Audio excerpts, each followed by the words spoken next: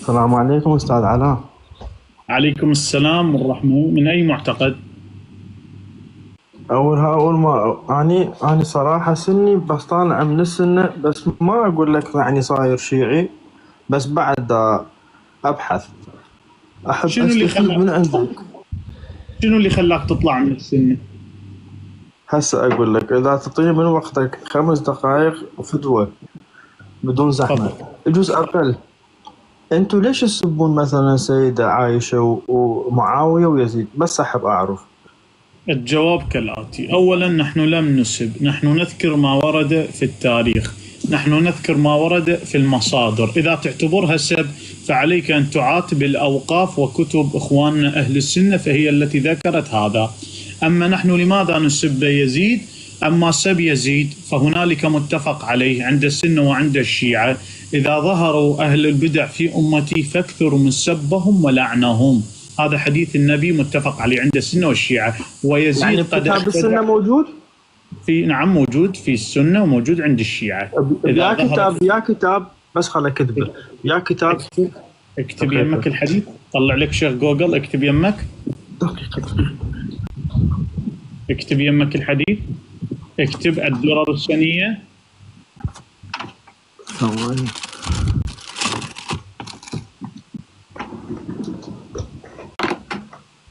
أخاف أطلع من الصفحة، يطلع على الولاء.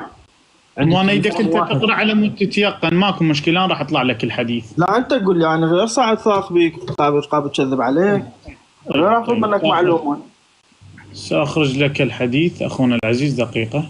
بدون زحمة. نعم نعم، في خدمتكم.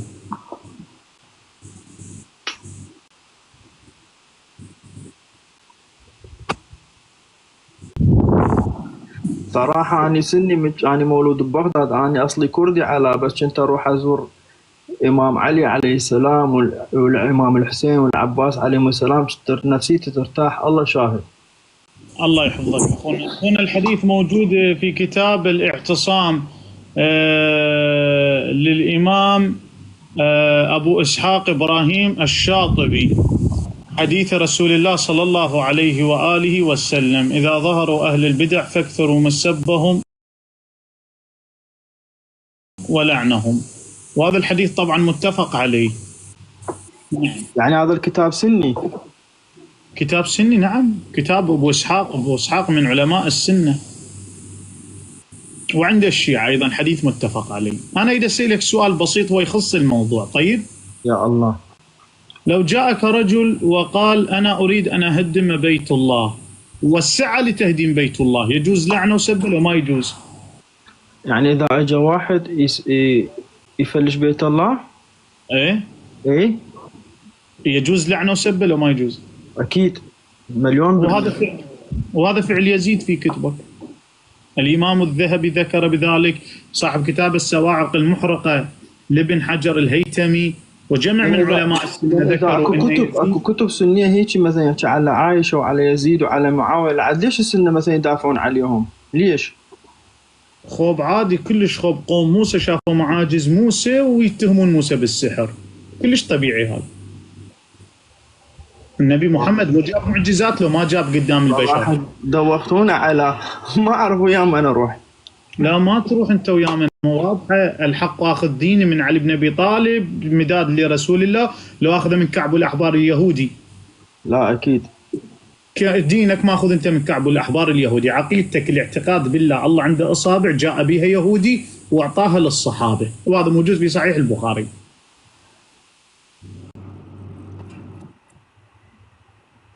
والله العظيم ما أعرف شو أقول لك. أنا عندي صديقي هم شيعي، صارنا إحنا برباط، إحنا صارنا 14 سنة بس بهولندا، صار له صديقي يعني هو، بس هو دائما يسمع أمير القريشي، فمرات يحكي على شغلات يعني ما أسمعها من غير شيعي. معقول؟ عموما احنا ما ندخل بشنو حكالك ما حكالك، موضوعنا احنا في البث عندنا دينك معتقدك جاء من كتب اليهود، بل حتى في كتبك الاعتقاد انكم تعتقدون بتحريف القرآن في كتبك. ويلي. اويلي على الحمزة، اويلي يمه، اي والله في صحيح البخاري ومسلم. غير إذا أعرف ناخذ منك حسنات، واحد ياخذ منك معلومة شكو بيه. يعني أنا ما قايل شيء، بس قلت أويلي، عجبتني أويلي. لا هي طبعا هم روح اراجع واشوف. موجود في صحيح مسلم والبخاري 500 رواية عندك بعد عن مرات النبي. اشوف هذا البثوث مثل دول يسبون سلام الله على علي وعلى الامام الحسين عليه السلام، على العباس اكثريه مثلا نقول السوريين. زين ليش دول يسبون دول ودول يسبونها؟ يعني والله حرام. ما نسب. انت مثلا اعطيتني حلو، قلت لي بالكتاب فلان وفلان ما اعرف منو ابن منو كاتب هيك على معاويه. زين احب كتب السنه معقول بكتب بس احنا عندنا يعني يقولون على علي وعباس وحسين ماكو لعد. ليش انتم حلو يعني سب معاويه ما يطلع واحد من الدين، لان معاويه موجود ادله عليه. انا اقول لك يعني سب ماكو بكتبنا، لعد ليش يسبوهم؟ احسنت. لو رسول الله يقول من سب علي سبني. اذا هؤلاء اصلا ليس سنه، هؤلاء نواصب. تعرف شو النواصب؟ هذول اذناب وذيول اليهود. هو قال انا من الحسين والحسين مني. احسنت. ويسب طبيعي عنده، هو ناصبي. تعرف شو الناصبي؟ من نصب العداء والبغض لاهل البيت. ليش احنا نقول نواصب؟ نصبوا العداء، اللي يجي يهدم قبور الائمه، واللي يريد يغير اسم مسجد باسم الزهراء، مثل ما اكو مساجد باسم عائشه. شنو المشكله يعني؟ والله ما اعرف. على مود تعرفون احنا بنقول لكم كتبكم ملئت بغض لاهل البيت، ناصبه يعني نصبت العداء. فهذا اللي قاعد احنا نقوله امام الجمهور، بس انتم ما جاي تستوعبون. وخير دليل امامكم الان اخواني، يسبون اهل البيت ويسبون الامام علي ويسبون السيده الزهراء ويسبون السيده زينب، وليد اسماعيل، وليد اسماعيل عنده مقطع يصرح بسب السيده زينب. طيب السيده زينب بتمن غير بالامام علي. نعم، شلون يسب السيده زينب؟ هذا اللي نقول لكم بيه، بس انتم ما قاعد تستوعبون. شيوخكم اضلوكم الطريق، شيوخكم ضيعوا عنكم الاسلام. علاء انا دا اقول لك ليش يعني هم يسبوهم. يعني هذول اهل البيت يكونون اولى من الاصدقاء. هسه اقربائك اهل البيت اولى لو اصدقائك، غير اهل البيت اولى. لا اخونا لا تتعجب، ترى الصحابه كانوا يبغضون اهل البيت. اعطيك دليل. يما قول الدليل. يعني هذا الدليل تطلع كله من الكتب السنه. كتاب سني راح اعطيك شيخ الاسلام ابن تيميه. زين هذا معترف به علاء؟ شيخ الاسلام ابن تيميه سامع به؟ سامع 7000 واحد، بس هم كل واحد عنده كتاب يعني دول معترف بهم. يعني ابن تيميه هو واحد ابن تيميه ماكو غيره بعد. طيب خلينا نقرا منهاج السنه النبويه عفوا لشيخ الاسلام ابن تيميه، يقول: ولم يكن كذلك، فكان كثير من الصحابه والتابعين كانوا يبغضون علي ويسبونه ويقاتلونه. فهمت؟ معتقدك من قال؟